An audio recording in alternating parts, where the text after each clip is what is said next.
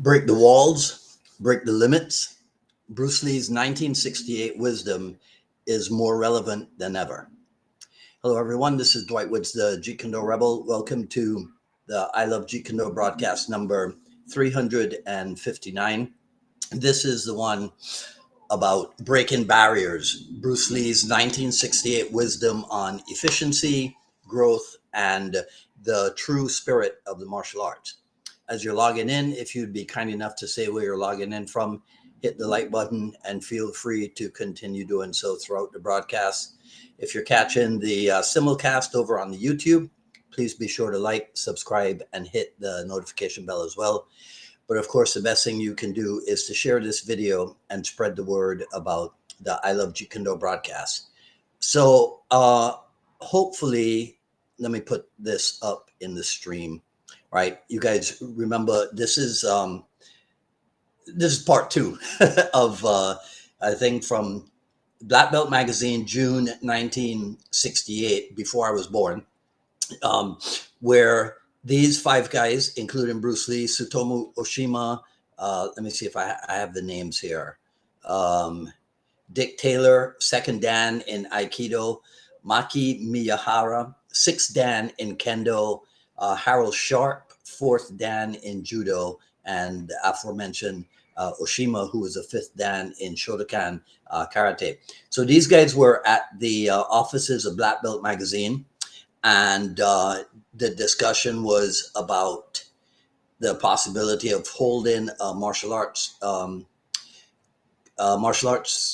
convention, they called it, right, where different instructors from different styles would all show up. So today is we're going through the last set of comments that Bruce Lee made during this conversation. Okay, so so we're taking a trip back. Bruce Lee sat down with these other guys, and the insights that Bruce Lee dropped, a lot of people will say they were decades ahead of their time and still, so to speak, pack a punch. Forgive me, right, today.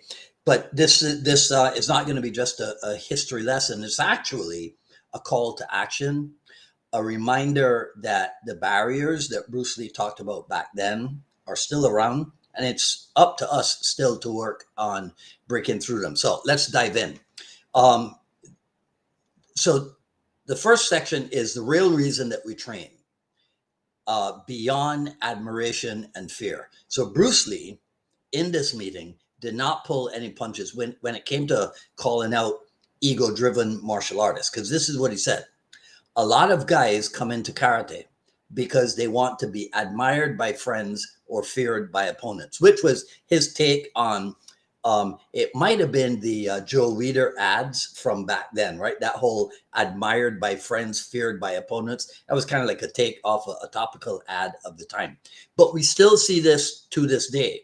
There are people who are chasing belts or chasing titles, and then there are people who chase that tough guy image. But this is the truth that Bruce Lee pointed out. That stuff doesn't last.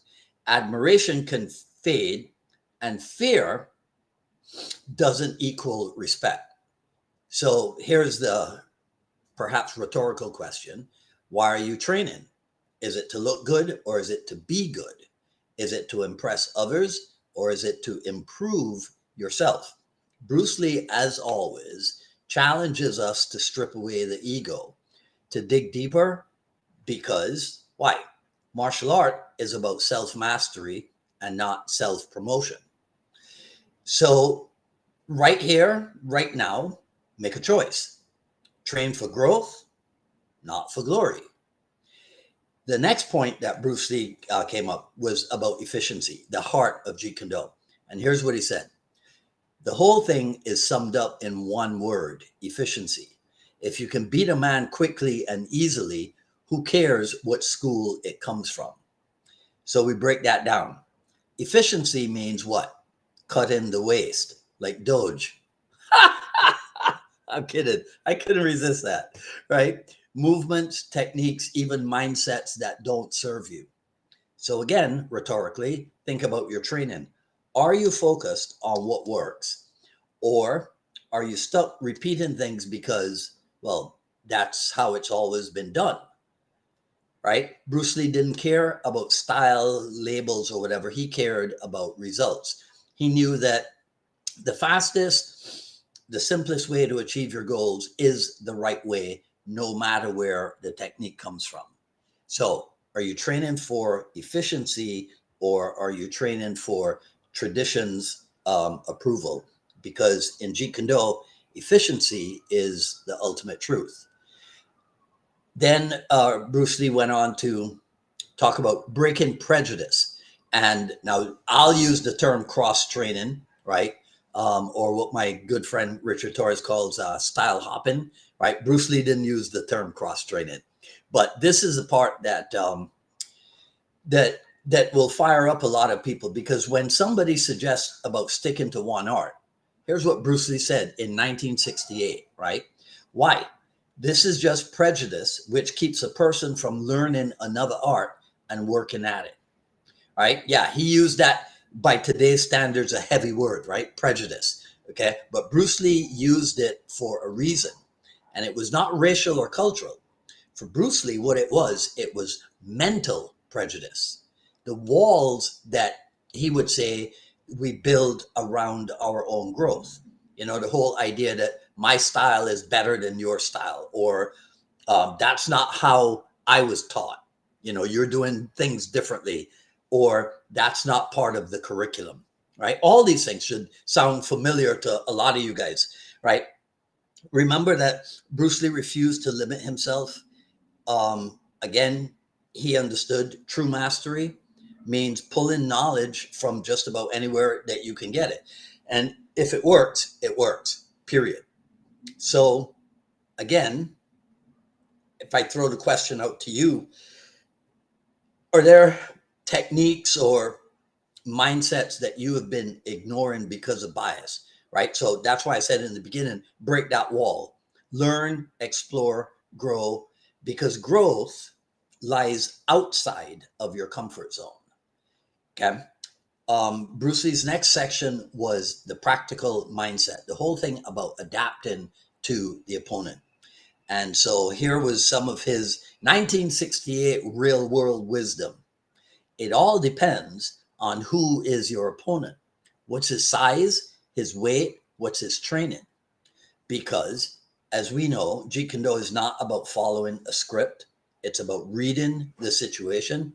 It's about adapting and responding to what is, and not what you wish it was. Life is the same way. You don't always get the perfect conditions.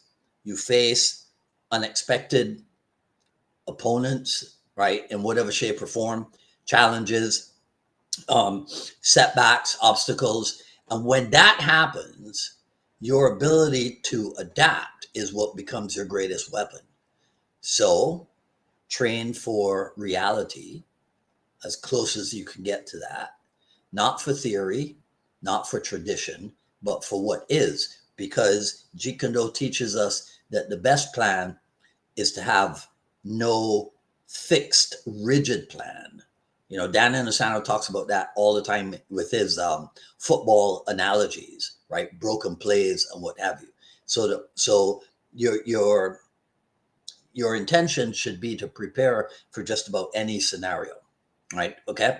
All right. We'll wrap this up. The last set, the growth mindset, winning versus understanding. So one of the most profound moments in this 1968 conversation was when the topic shifted to what truly matters as you grow. And one attendee said, the younger fellow is interested in winning, but the older you get, the more you're concerned with the growth and understanding of the whole field. And Bruce Lee agreed with him, but he added his own twists. He says, sure, I might believe that my technique is better. Everyone feels that way. But can you really compare? If a guy comes at you with a big sword and he's 7 feet tall and you're 5 feet tall and unarmed, it's going to be tough. So this is Bruce Lee's acknowledgement of the reality of context. Winning is temporary, but understanding is permanent. So this is the mindset. Don't just train to win today. Train to understand. Train to develop skills and insights and adaptability.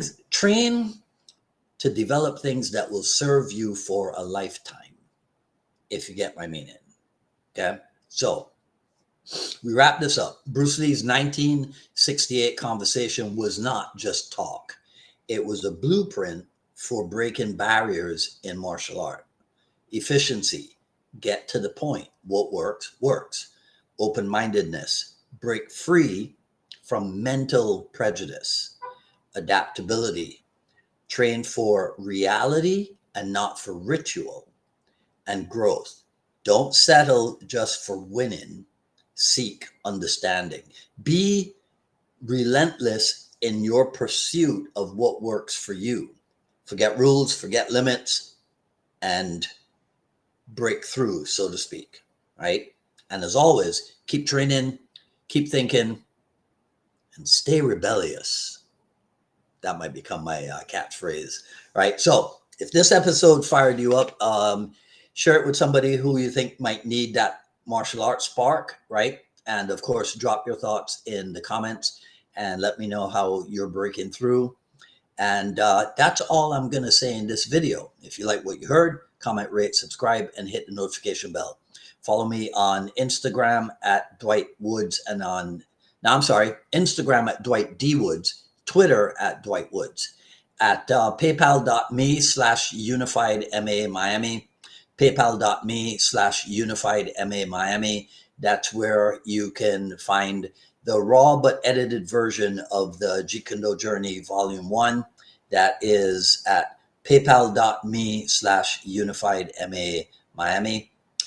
You can also, if you haven't yet, here on Facebook, go over to find my JKD Drills page and become a follower, like and follow over there so that when I get this up and running and we start producing content for you guys, you will have advance notice, so to speak. I don't have any seminars to promote. Ronnie Reagan, Titans 5 can't come fast enough. Right? Okay. But on Friday, since it's the end of the month, we will do our famous Jeet Kune Dialogues episode, the Ask Me Anything version. And so if you guys have questions beforehand, be sure to send them in. You can post them when I put up the postcard, the preview postcard. You can post the questions there, or you can email them to me at jkdrebel@gmail.com. All right. Today is a pastel day, and this blue thing, this is all I can put my hands on. Right. It's not like the real pastel, but it'll work. All right. Okay. So that is it for me until Friday, 6 p.m. Hopefully I'll see you guys then. Until then, enjoy the rest of your evening. This is Dwight Woods, the JKD Rebel, signing off. Take care. Talk soon.